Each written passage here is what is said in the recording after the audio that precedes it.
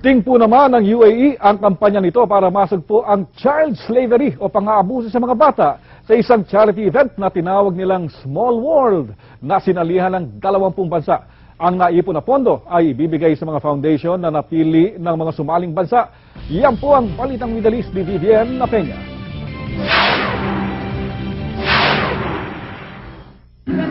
Malapyas ng Small World UAE, isang charity event na ginanap sa pangunahing Emirates Palace dito sa Islang Syudad.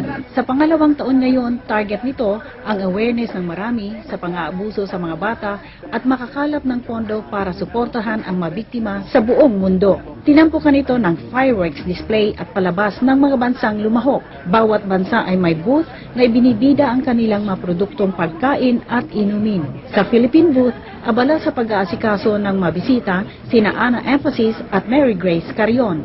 Sa Philippines is meron po tayong mga kakanin and then for free po lahat. So, Small World event po is nangyayari every year. However, this year na po tayo sumali. So this is a very nice opportunity to promote our country, to promote all our food. Si Shahin Salah ay Jordanian na dumaan sa booth para tikman ang mga pagkain Pinoy. Filipino food is good.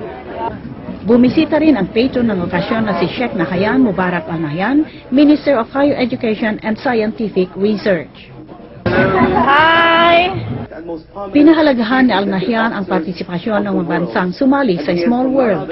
Tonight's event is a ramification of the values of the UAE as its small world celebrates human connections,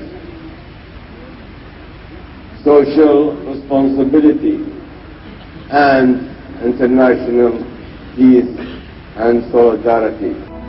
Sa parada ng mga bandila, buong pagmamalaking iwinagayway ni Felicia Coral ang watawat ng Pilipinas bilang ating kinatawan.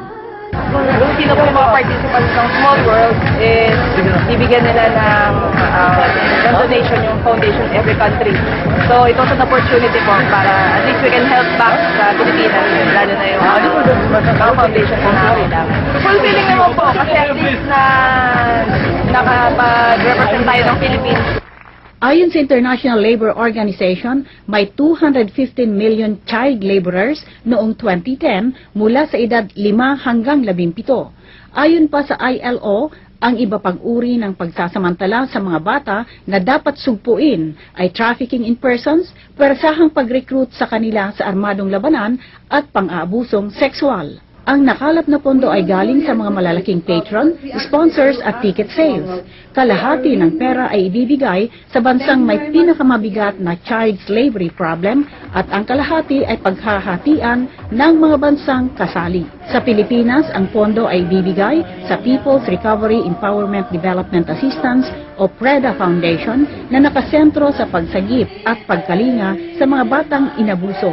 Nagbabalita sa Middle East, Vivian Peña, Abu Dhabi, UAE.